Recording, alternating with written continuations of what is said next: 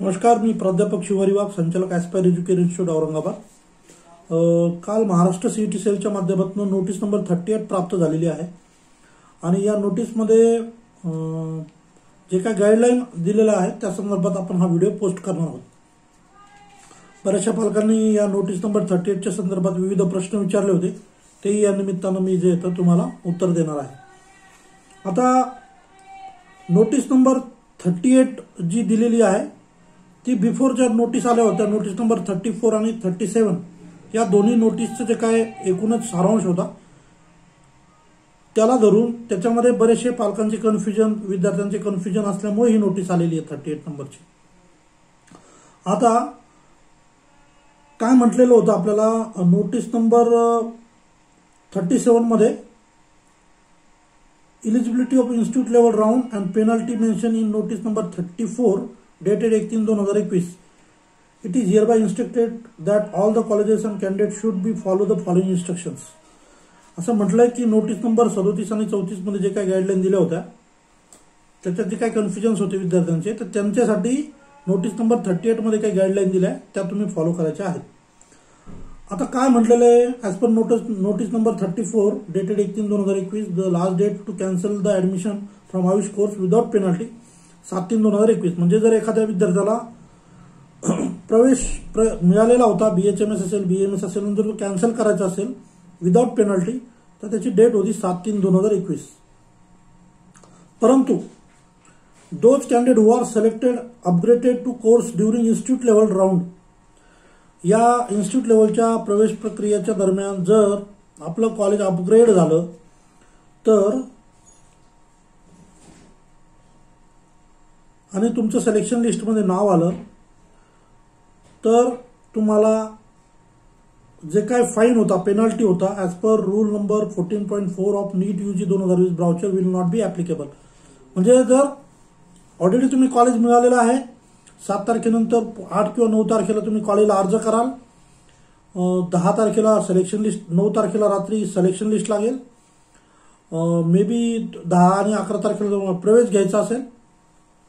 अशा केसमध्ये जर तुमचा प्रवेश कुठं ऑलरेडी होता तर तुम्ही कॅन्सल करू शकता. तुमची सिलेक्शन यादीमध्ये आलेलं नाव दाखवून, ती लिस्ट दाखवून की यस आम्हाला नवीन ठिकाणी प्रवेश मिळालेला आहे तर आम्हाला ऍडमिशन कॅन्सल करून तिकडे प्रवेश घ्यायचा, तर त्या केसमध्ये तुम्हाला तो प्रवेश रद्द करता येईल.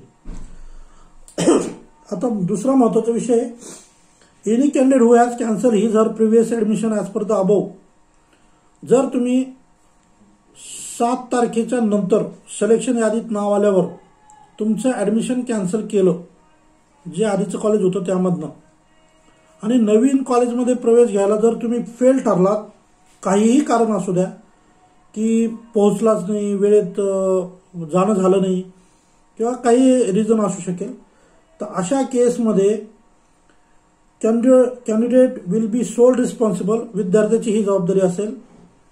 and any application of reviewing admission in previous college or newly selected college will be straight away rejected by CET cell. म्हणजे आधी जिथून तुम्ही कॅन्सल केलं नवीन कॉलेजला घ्यायचं म्हणून, आणि नवीन कॉलेजला जर घ्यायला असमर्थ ठरलात, पोहोचला नाहीत, ऍडमिशन घेतलं नाही, तर ना तर तुम्हाला जुन्या कॉलेजला ऍडमिशन मिळेल कॅन्सल केलेल्या, ना नवीन कॉलेजला ऍडमिशन मिळेल त्या वेळेच्या आत पोहोचला नाही तर. परत एकदा सांगतो, इंग्लिशमध्ये व्यवस्थित बोल्डमध्ये नोटीसमध्ये दिलंय, a candidate who has cancel his her previous admission as per above fails to secure his her admission to the selected college within stipulated time due to any reason whatsoever, then the candidate will be sole responsible and any application for reviewing admission in previous college or newly selected college will be straight away rejected by state CET cell. याचा अर्थ असा आहे की जर तुम्ही upgrade झालं college तर जुनं कॅन्सल केलं तर वेळेच्या आत तुम्ही नवीन कॉलेजला ऍडमिशन घ्या, अदरवाईज जे मिळालं ते कॅन्सल केल्यामुळे तेही जाईल आणि नवीन जर तुम्ही पोहोचला नाही वेळेत तर तेही जाईल, एवढी तुम्हाला काळजी घ्यायची आहे. आता बऱ्याचशा पेरेंट्सचे असे फोन होते की सर आम्ही रिटेन केलंय कॉलेज तर आम्हाला अर्ज करता येईल का, तर या नोटीस नंबर 38 मध्ये क्लिअरली गाईडलाईन दिलेली आहे, candidate who have retain the seats are also eligible to apply for the course if their name appears in eligibility list. Maharashtra CET सेलकडनं आज 7 तारीख आहे, तर गव्हर्नमेंट आणि ॲडेड कॉलेजला पात्र विद्यार्थ्यांची यादी पब्लिश केली जाईल. मला वाटतं मागच्या एका नोटीसमध्ये ही गाईडलाईन होती.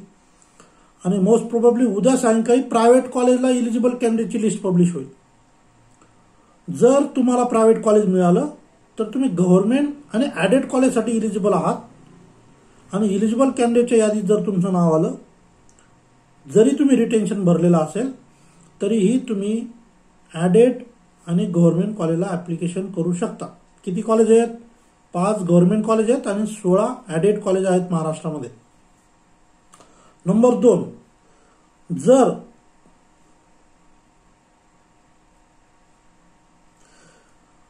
आता कॉलेजमध्ये काय होतंय की आता एखादा प्रायव्हेट कॉलेजचा विद्यार्थी जर ॲडेडला शिफ्ट झाला 8 तारखेला, तर प्रायव्हेट कॉलेजची वॅकन्सी पोझिशन येईल. परंतु अशाही सीट्स क्रिएट होतील की एखाद्या विद्यार्थ्याला प्रायव्हेटचं ॲडमिशन होतं, पण त्यांनी गव्हर्नमेंट ॲडेडला किंवा गव्हर्नमेंटला अप्लाय केलं आणि त्याचं शिफ्ट झालं, म्हणजे अपग्रेड झालं. तर मग त्या कॉलेजची ती जागा रिक्त झाली, जी की 8 तारखेला येणाऱ्या वॅकन्सी पोझिशनमध्ये ती काउंट नसेल. तर अशा केसमध्ये त्या कॉलेजच्या जागा भरण्याचा राईट्स तिथं कॉलेजला दिलेला आहे. परंतु अशा सीट्स जर वेकंट झाल्या तर इमिजिएट सीईटी सेलला कॉलेजने इन्फॉर्म करायचं असणार आहे, अशी ही सूचना आहे. आता if candidate want to cancel his or admission from AYUSH course without being selected in any college or wants to appear for residual vacancy round with original documents, the penalty clause will be applicable. याचा अर्थ असा आहे की तुम्ही 7 तारखेच्या आत जर admission cancel, म्हणजे तुम्ही सिलेक्ट झाला नाही कशासाठी, स्पॉट इन्स्टिट्यूशनल लेवलच्या राऊंडमध्ये जर तुम्ही सिलेक्ट झाला नाहीत तर आधीचं तुमचं ॲडमिशन ते तसंच आहे. समजा एखाद्याला BHMS मिळालेलं होतं, त्यानं BMSला ट्राय केलं, भेटलं नाही, मग इन्स्टिट्यूशनल लेवलच्या राऊंडमध्ये तुम्ही ॲप्लिकेशन करणार. काही मुलं सिलेक्ट होणार, काही वेटिंग लिस्टमध्ये असणार.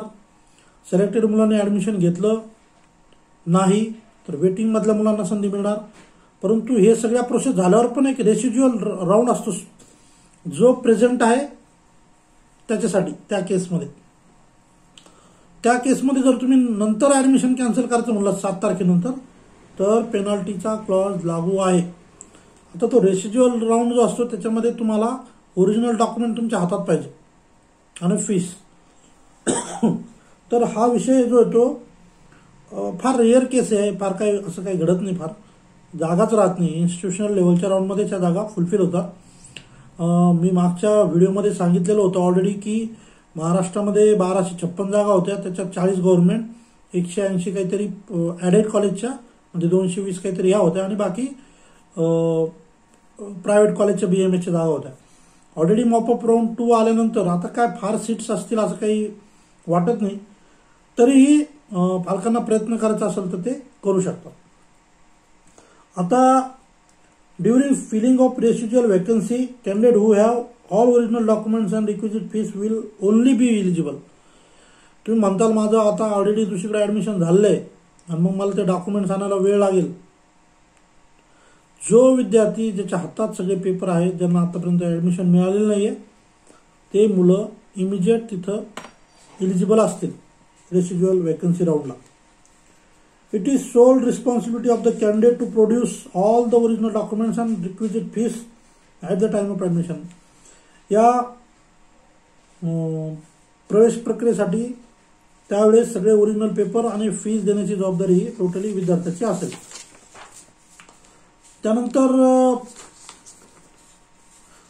Candidate should take note of eligibility criteria as per mention in notice publish by state CET cell 4/3/2021.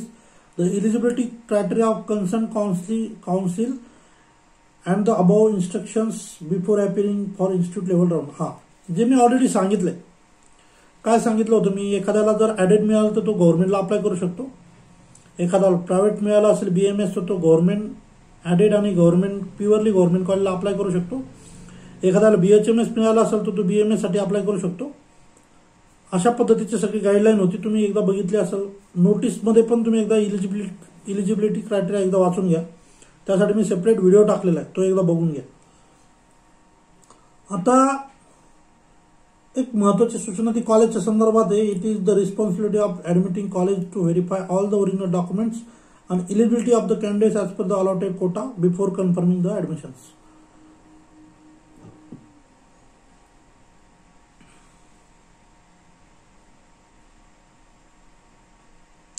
जर आपण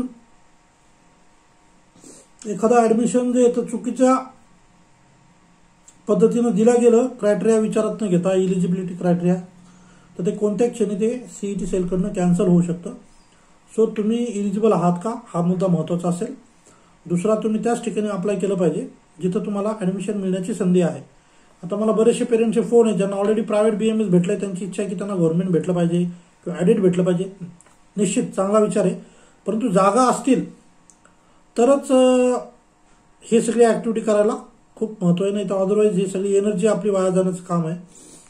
सो नोटीस नंबरचा 38चा मी सगळा मिनिंग तुम्हाला समजून सांगितला.